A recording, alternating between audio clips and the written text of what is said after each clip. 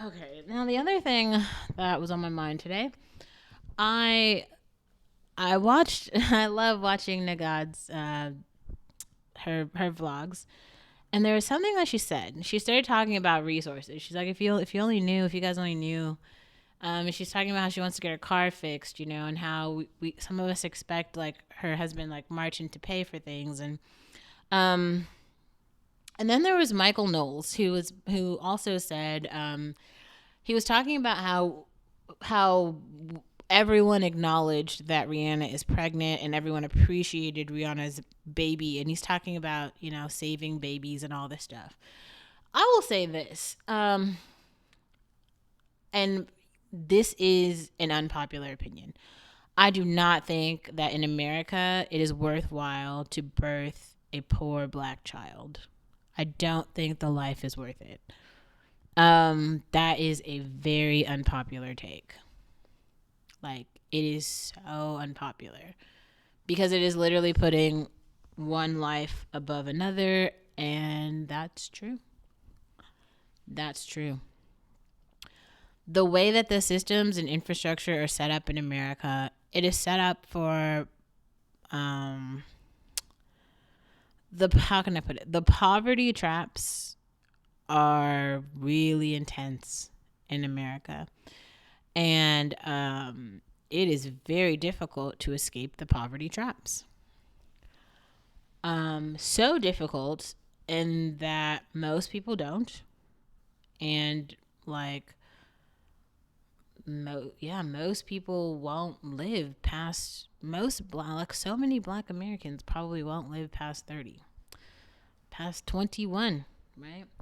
I don't know if you guys remember like some of those Tupac quotes, but he definitely um he definitely said that he thought that he wasn't going to live past like 18, and that probably was very real for him. Um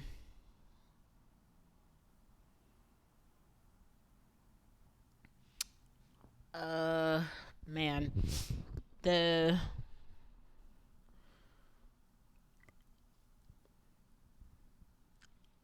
yeah, I don't know. I don't know. I think that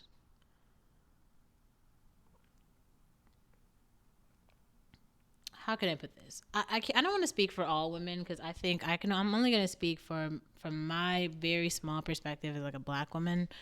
Um, I think there's something really beautiful about like womanhood, about motherhood, about femininity, about all of these things. Like these perspectives are very niche.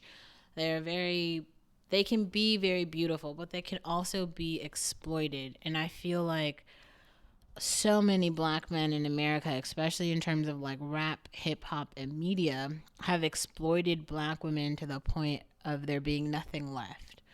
It's almost like if you have a piece of fried chicken. I'm not trying to be funny about this, but I don't know another way to like make it feel real for you. So like if you have a piece of fried chicken, like when you first get the chicken, it's like really great, right? It's like full, it's lovely, it's tasty. If you've had the chicken before, you're like, oh my God, I love chicken. Chicken's so great. And that's true. The chicken is really great. Chicken is great. But then, like, what happens when you eat all of the chicken off of the bone? Like, then you just have bones, right? Then you just have like wings and bones, and that's all you have. There's no more meat left. And what do you do with the chicken bone? Do you like save your chicken bones and like put them in the cupboard? No, you throw them in the trash, right? And you go get another chicken. I feel like this is the way that black men in America have treated black women in terms of media representation, and have like propagated this message onto other races of men. And so in America, at least, I really do feel like so many black women are treated like chickens, like literal chickens. And there's even like vocabulary around calling women chickens.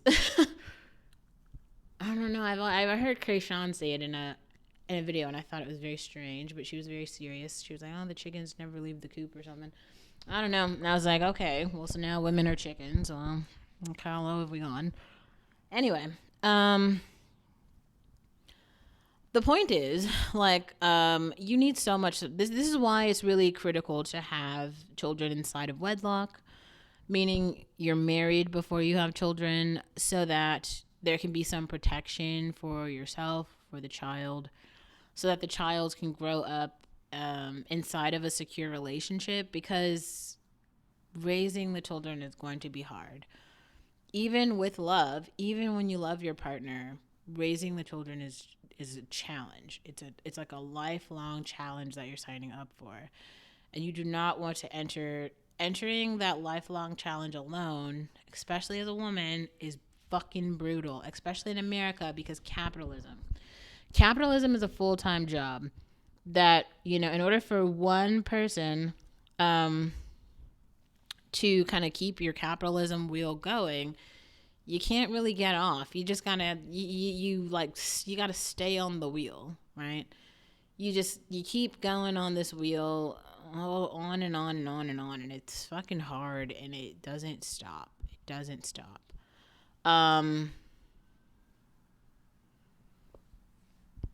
God, yes, it's very difficult. It doesn't stop. How can I say this? Yeah. So, um, when you're trying to balance a budget, right? Like in reality, you could trade all of your hours away for capital, right? Like look at Olivia Benson, the cat. The cat has traded some of her hours, and now she's monetized and is a feline millionaire. Okay. This cat can have all type of catnip and caviar that I can't afford. But I too can trade my hours for a wage, right? And I can use that wage to buy the champagne that I want, to pay for my apartment, to buy my meals. Now, I can't afford the same meals as Olivia Benson, but I can afford some meals. And that's the same opportunity afforded to everyone. Kind of. Kind of.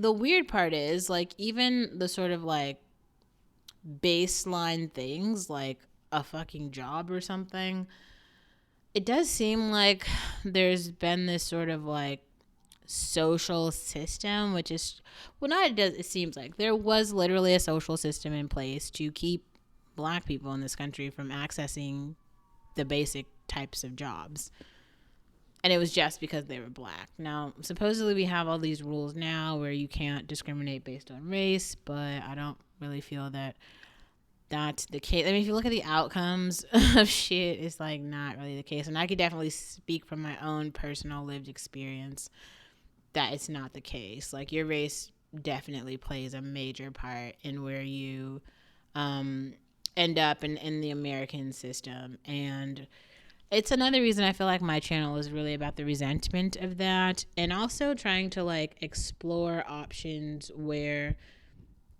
you wouldn't have to deal with it, because you could just escape the whole system and just go somewhere else where you don't have to deal with the politics of that.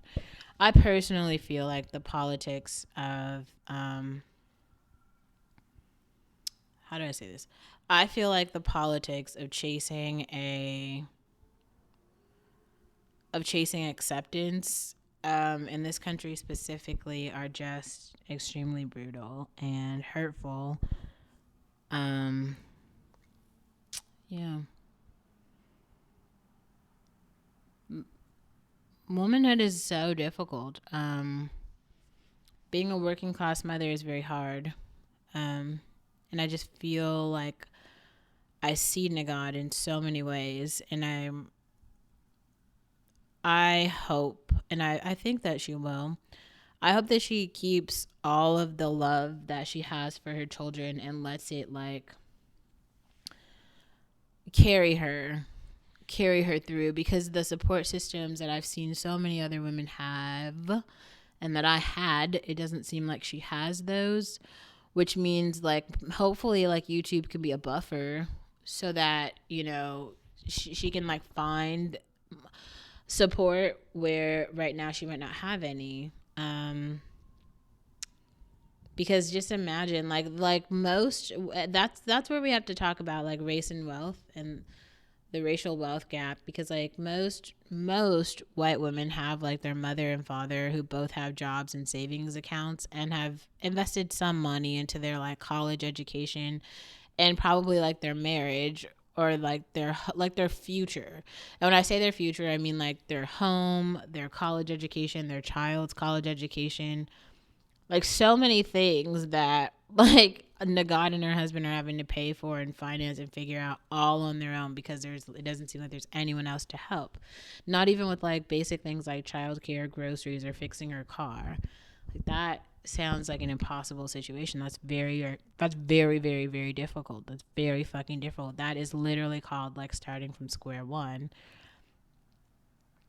And I feel like it's one of the reasons why it's just not useful to like compare your situation to anyone else's, because yeah, you might be starting at square one, but technically everybody starts at square one in relation to themselves.